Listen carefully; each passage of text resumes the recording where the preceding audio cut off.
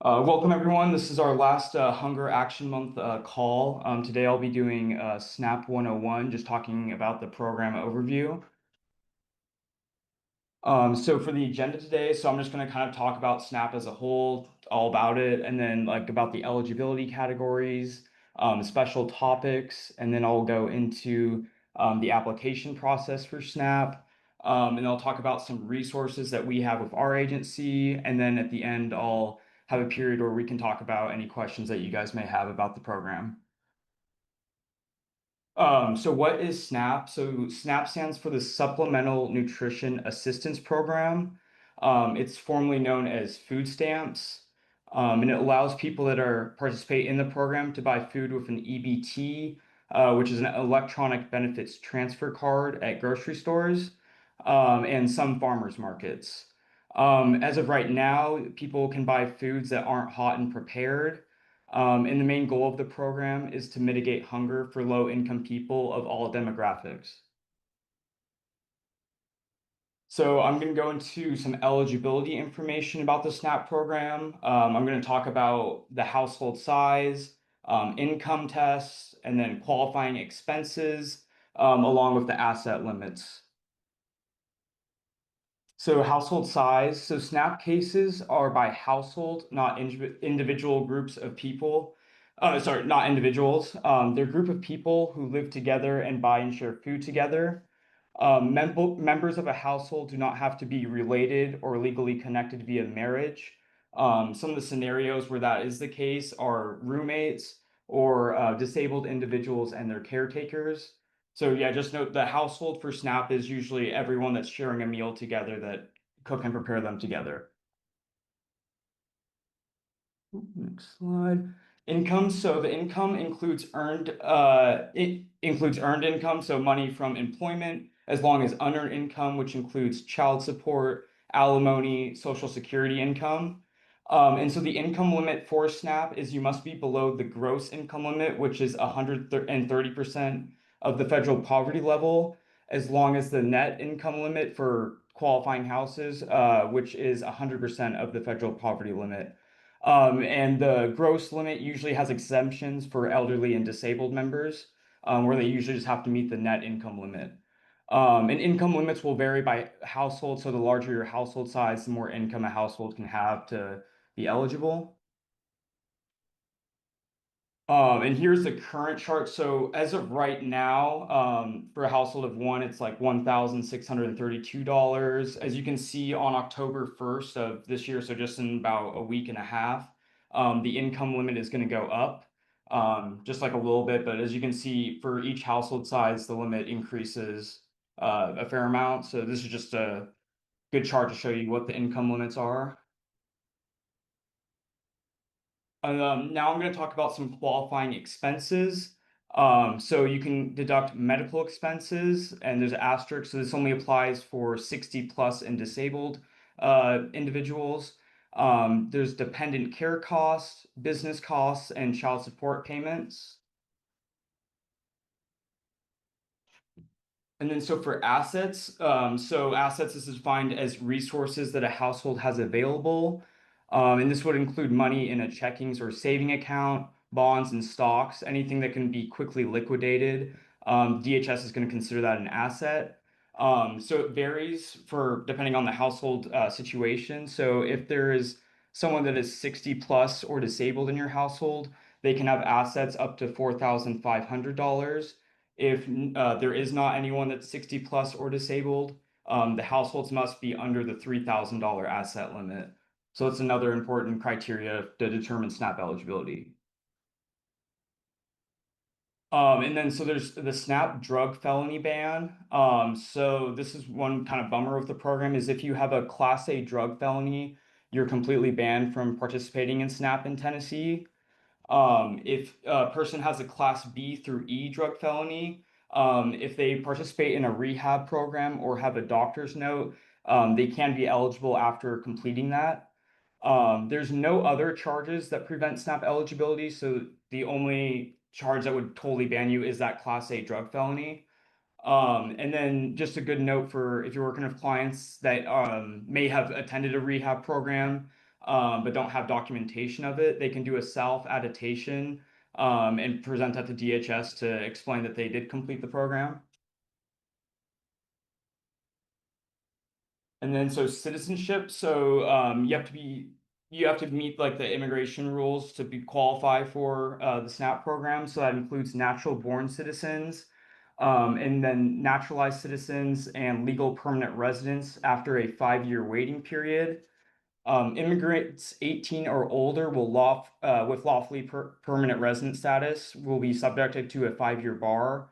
So that's one thing to note. And the rules being impacted by the Big Beautiful Bill Act that just passed recently, which will soon eliminate refugees, asylees, survivors of trafficking from eligibility. We're still kind of waiting on guidance from USDA to see how this will be administered. But just note that some of this criteria will be changing, and we'll be updating everyone once we know what those changes are. And then so citizenship. So people that are eligible without a 5-year waiting period are children under 18 with legal permanent resident status. There's also disabled individuals that have legal permanent resident status. And then LPRs with 40 qualifying quarters of work history can also be admitted without waiting that 5-year waiting period. And then as well as legal permanent residents connected to U.S. military service.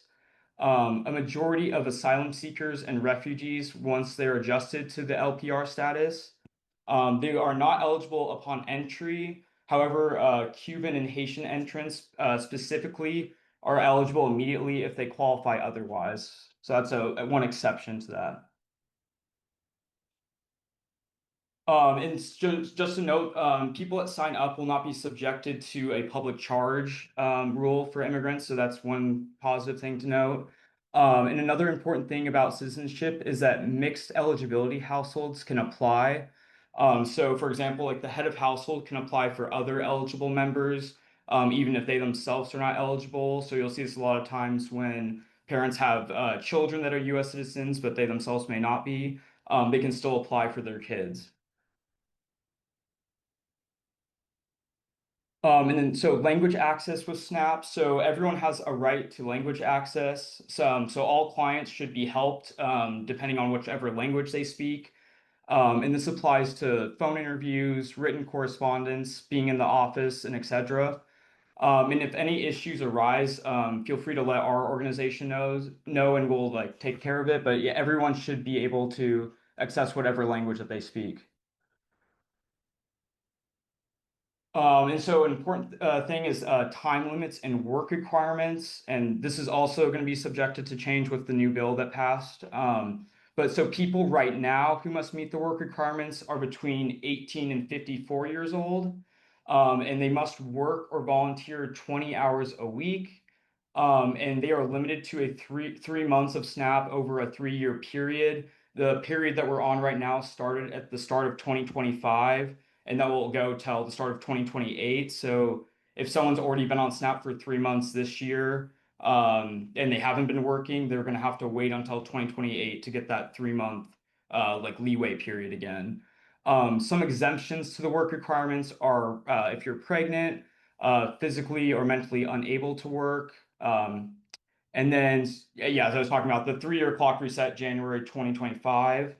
An important thing to note about the bill that just passed is the rule, sorry, it will be expanded to veterans, houseless individuals, foster care youth up to the age of 24, adults with children 14 plus, and adults up to age of 64. So all of those groups are now going to be subjected to that work requirement. So that's one of the big changes that's coming out of that bill. Okay, and then so for doing a SNAP application, so there's SNAP outreach partners that assist with SNAP applications. And so TJC assists with select applications. And we normally will take cases after an application is submitted and then an issue arises. So we normally will do ADA or language issues, wrongful denial, navigation issues, misinformation, etc. So we usually kind of step in after clients have applied and then they face an issue. And then we have a lot of partners that will help with the initial application if you have clients needing that. And then on our website, we also have case inquiry forms. Feel free to email me or our intake specialist. I have all of our contact information at the end of the presentation. And then you can also come in as a walk-in to our office or call our main line, and we can make a case out and help with any SNAP issues your clients might be facing. So application timeline. So people can submit an application online at a DHS office or by mail. And that application will be accompanied by a phone interview with a caseworker at DHS. Typically after that interview, DHS will be requesting verifications. And after that's uploaded, DHS has 30 days to decide whether or not you're approved for SNAP. And that should be 7 days for expedited SNAP, and you qualify for expedited SNAP depending if you have like limited income, limited assets, or if you're paying more on rent than what your take-home income is. So that's 7 days for those groups. And then also DHS will then send a SNAP EBT card once the client is approved. And that usually sometimes takes like a week or two after they've been approved from my experience. So yeah, so once clients are approved, they should get their EBT card delivered. We really recommend that clients download the EBT Edge application from the App Store. That way they can just monitor their account that way. Then you also want to report any changes in household composition. So if anyone moves out or moves in, you want to always be reporting that. And then you need to renew your benefits every 6 months. It moves to 36 months or 3 years for households that have a 60 plus member or disabled person in their home. Um, and then next slide. So yeah, so if your SNAP application is denied, you can reapply once your situation changes. So if you were denied because you're over the income limit, but then you got a change in work and now you meet that limit, you can always apply again, no issue. But also sometimes DHS makes errors. So you can file an appeal within 90 days of the decision. And if you need any assistance with an appeal for a client, you can contact the legal aid office or the Tennessee Justice Center, and we can help try to assist. So SNAP appeals, so you can appeal online in writing, which can be mailed, faxed, or emailed, or also by phone by calling the DHS office. Applicants should receive a notice of hearing and evidence packet following an appeal. Hearings can be in person or over the phone. And then usually the day of the hearing, the applicant and DHS present their case. You can usually have someone testify on your behalf if you choose so. And then after the hearing, DHS will usually send an initial order out with the outcome of that hearing. And yeah, I'll be sending out all these slides to everyone at the end of the presentation. But we have some SNAP resources that are translated in both English, Spanish, and Arabic, which will be good. And then we also have more tools that you can look at on our tools and trainings page. And then yeah, here's just some more resources. I'll be sending all these slides out so everyone will have access to these. And just a quick note. So we do a nutrition note. It's our monthly anti-hunger newsletter. On the nutrition note, it provides updates for SNAP, WIC, child nutrition programs, legislative updates, as long as upcoming calls and events.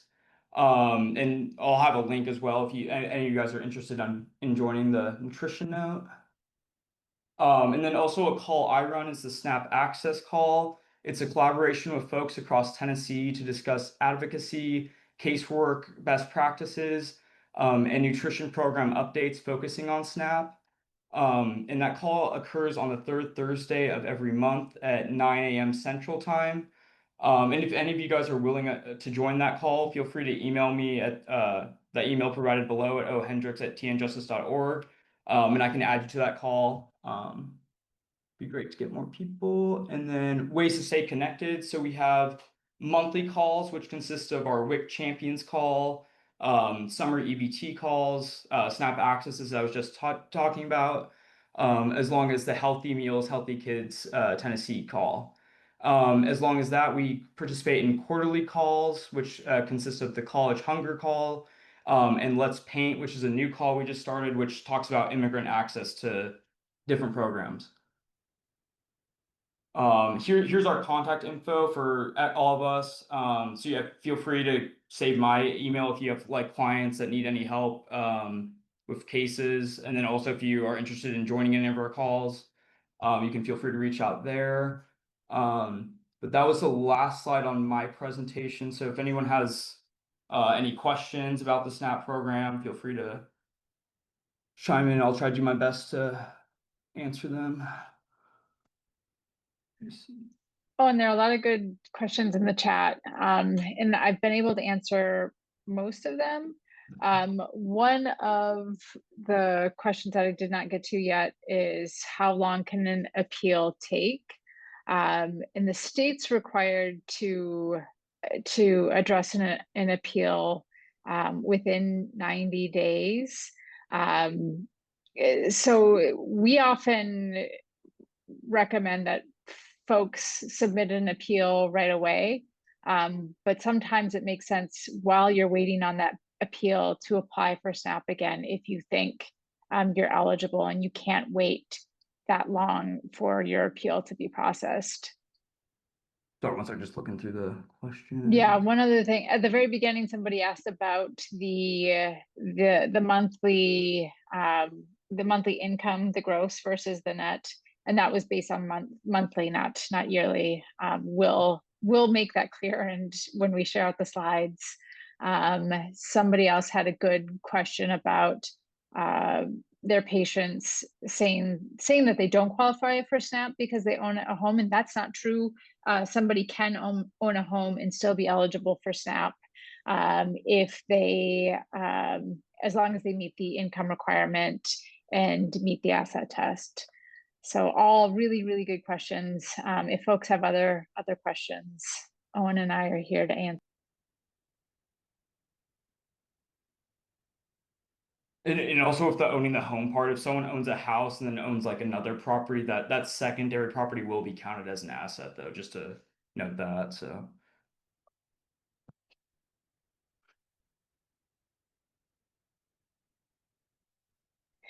and then one other thing that I also wanted to clarify on our work requirement slide that just runs down what the work requirement means. The folks who are limited to just 3 months, those are the individuals who aren't able to meet the work requirement. If you can't find a full 20 hours a week of work or volunteer, or if you don't meet an exemption, then you're only able to access SNAP for 3 months during a 3-year period, just to be clear on that.